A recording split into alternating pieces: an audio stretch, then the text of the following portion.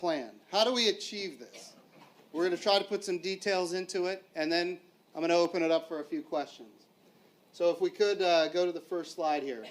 So when we look at this slide, what we're really looking at is a series of missions that takes us from Artemis 1. This is, in fact, the first flight of SLS with an Orion crew capsule that goes around the moon uncrewed.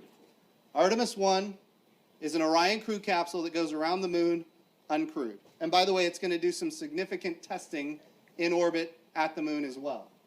When we go to Artemis 2, we're talking about the first humans to the moon in the 21st century. Now, these humans are going to enter orbit around the Earth, and we're going to test all of the metabolic systems, all of the life support systems on the Orion crew capsule in orbit around the Earth.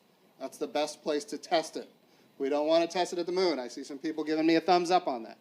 That's the goal, test it around the Earth. Now, what that means is that when we do launch it to the moon, which we will do on that flight, we want to take it to the moon, we want all of the life support capabilities tested. Then when we take it to the moon, it's going to not have quite as much delta V as it would have had before, but we can still do a free return trajectory. In other words, we can launch it around the moon. We're not going to get into low lunar orbit. We're not going to be able to test necessarily the navigation capabilities and the maneuverability capabilities, but we can do a free return trajectory after testing the life support capabilities of the spacecraft in orbit around the Earth. So Artemis 2, look at the timeline here. This is 2019. I know it's hard to see 2024 over there. We're looking ultimately to be able to launch humans around the moon in about 2022 for the first time since the Apollo program. Now, after that, we've got to start building the gateway. The first element of the gateway is the power and propulsion element. I want to anchor for a second on how important the gateway is. The gateway has solar electric propulsion. It's in what we call a near rectilinear halo orbit, where it is balanced between the Earth's gravity and the moon's gravity. In that near rectilinear halo orbit, it can use that very, it's small thrust. We're talking about solar electric propulsion, very small thrust, but it can stay in that orbit for very long periods of time. But because it does have that very light thrust, it can also maneuver. It can go to the L1 point. It can go to the L2 point. And it can go between all of these different, very balanced areas between the Earth's gravity and the moon's gravity and even the sun's gravity. That's the value of the gateway. It gives us, key point, it gives us more access to more parts of the moon than ever before. Why is that important? We go back to 1969, 1970, 1971, 1972. 6 Apollo missions that landed on the moon. 12 people walked on the surface of the moon. I know Andy Aldrin is here, and of course his dad was one of the heroes of all of us. But they missed something. What did they miss? They missed the fact that there's hundreds of millions of tons of water ice at the South Pole. Their missions were equatorial in nature. We want more access to more parts. And I know in this room, everybody knew that there was water ice there. Oh, I know that. I'm kidding. All of you say that you knew, but nobody really knew. And I kid. Yeah. It's funny, after the water ice was discovered, everyone's like, yeah, we knew it was there. But the reality is we didn't. And of course, if you look at the science books back then, they would say the probability is that it's not there. But it actually is there in hundreds of millions of tons. So we want more access to more parts of the moon because there's a lot of science that we can do. Why do we go to the moon? We need this science. We need to learn about this world that is part of the Earth-Moon system. And what the gateway gives us is more access to more parts of the moon. And that access is not just with landers. Again, it's with robots and rovers and landers and even human landers. Think of it as a command module, a permanent command module in orbit around the moon that can ultimately control these missions on the surface. So that power and propulsion element with solar electric propulsion, very low delta V, not a lot of power there, but very high specific impulse. It can last a long period of time. The contractor that will be building that element is, drumroll, Maxar. Maxar is going to build that for the United States of America.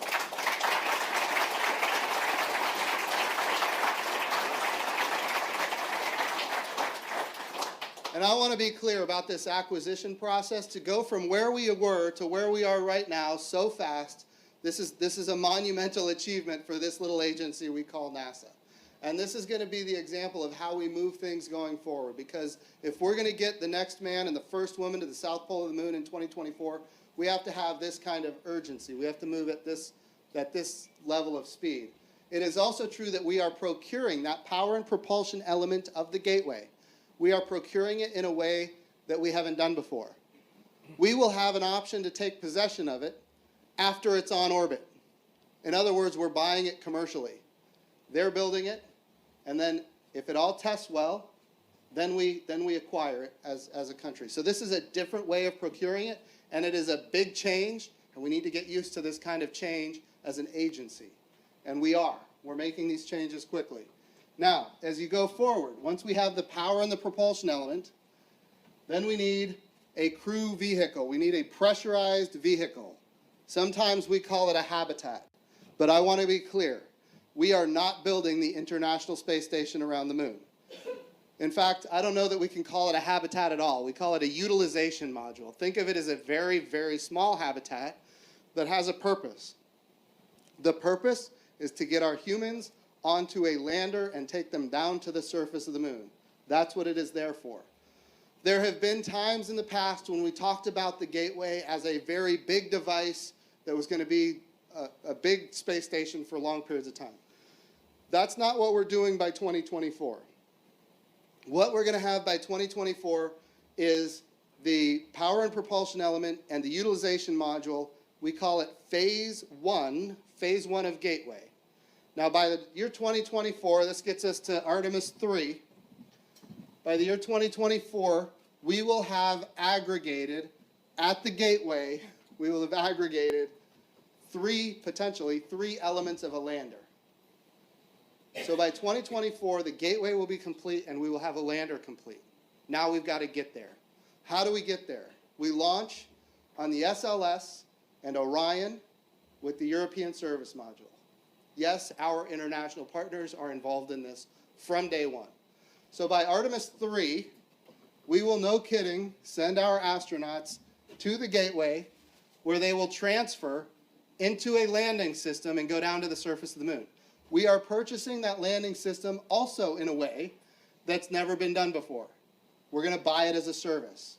NASA is not going to purchase, own, and operate the hardware. We're not going to write thousands and thousands of requirements, basically designing it in the requirements process, and then putting out an RFI, getting information back, putting out an RFP, evaluating proposals, and then having industry respond to those, all those proposals with all their different ideas, and then some year down the road make a decision and have a contractor. That's not what we're doing. We're saying, who can we buy the service from? Our goal is to say, we have an astronaut at Gateway. We want to buy a service. Get them to the surface, get her to the surface, and get them back to the Gateway. Who can do that? Because that's what we're buying. We're not owning the hardware, we're buying the service. And that will be on Artemis 3 in the year 2024. In the meantime, you can see the surface of the moon down here.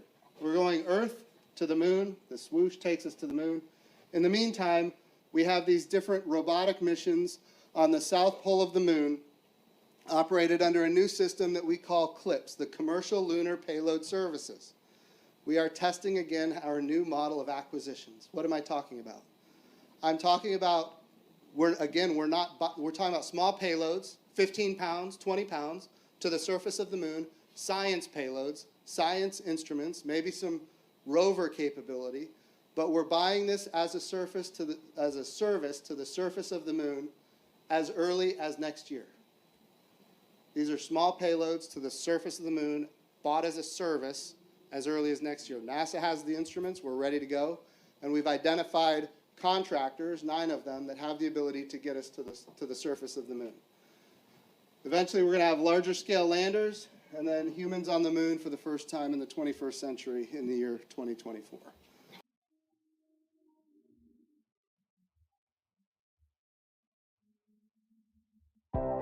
Artemis 1 will restore America's ability to reach the moon with systems built for humans.